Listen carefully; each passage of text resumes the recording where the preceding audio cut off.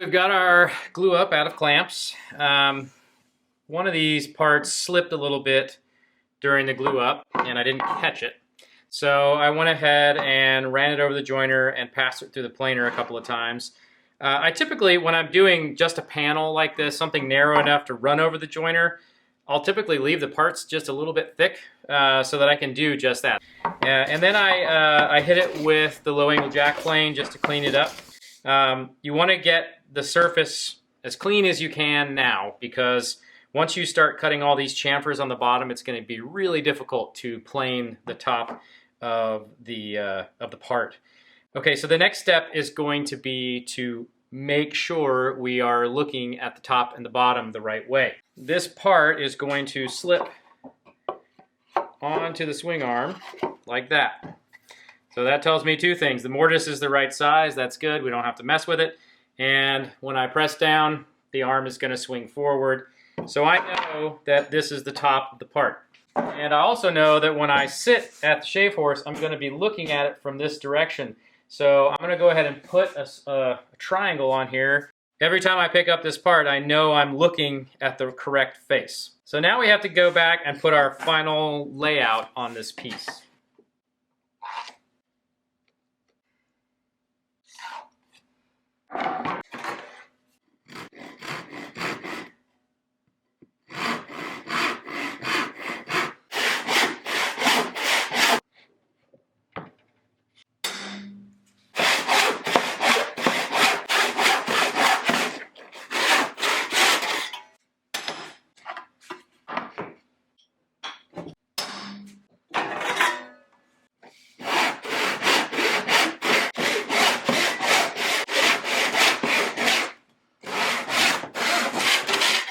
All right, we know we're on the top. We've got our French triangle here. So now we can go ahead and finish laying everything out.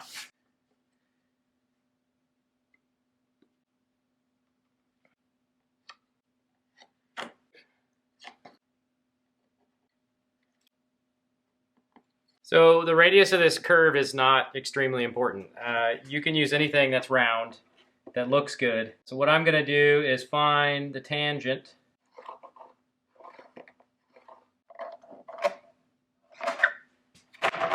We've got our measurements for cutting this out. I'm going to go ahead and take some waste cuts at the bandsaw so that I can remove as little material as possible with my jack plane, which is how I'm going to do the chamfering on the bottom. So I'll go out to the bandsaw. I'm going to leave about a ½ inch of material on either side of this mark here, because I'm going to be using a jack plane across the grain, and that's going to spelch. It's going to tear out on the exit. So I just want to allow myself a little bit of room there, and then I'm going to basically just come straight across and remove the bulk of this so that I can take a chamfer on this edge and relieve some of that before I take this huge chamfer here.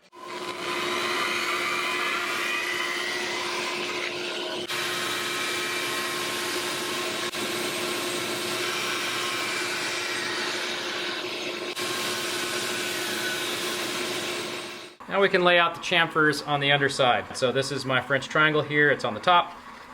We'll flip it over.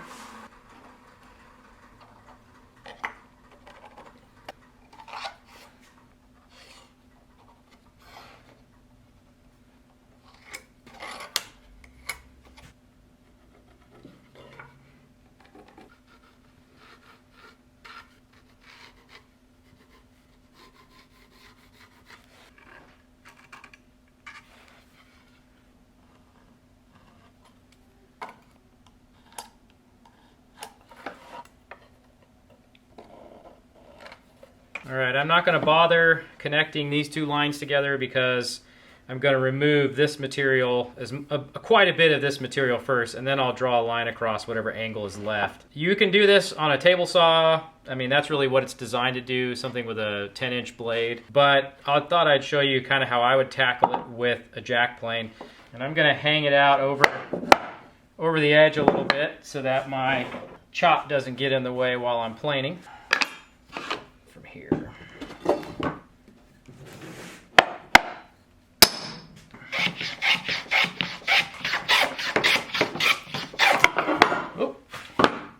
that is not going to work. Go with a more direct approach.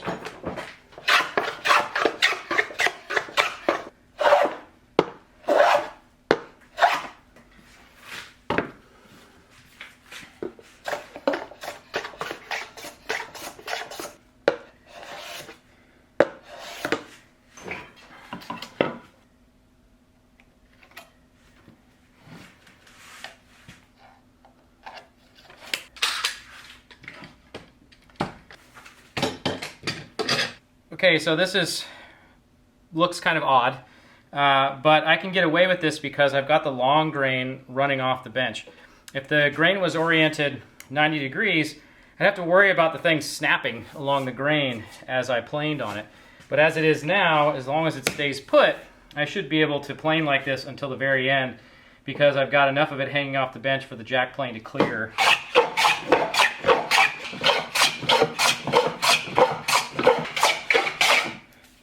I'm getting close to this corner and I've got to be really careful not to blow it out.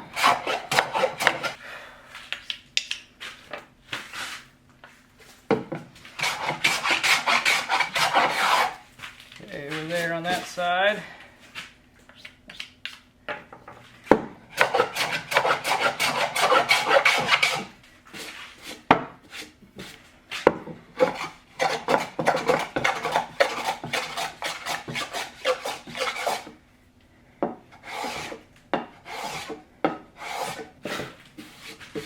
Do the same thing on the other end.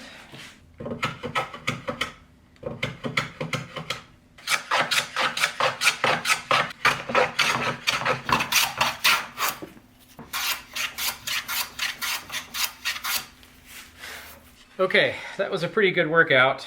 I've never done it completely by hand before, and it really wasn't so bad. Now I can go over to the 14-inch bandsaw and cut these off square, cut these curves square.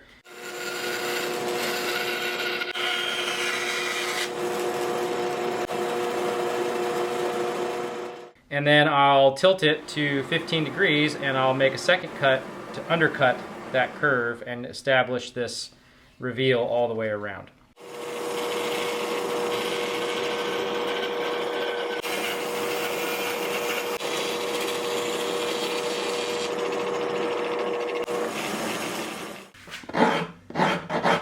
So all we have left to do here is clean this thing up.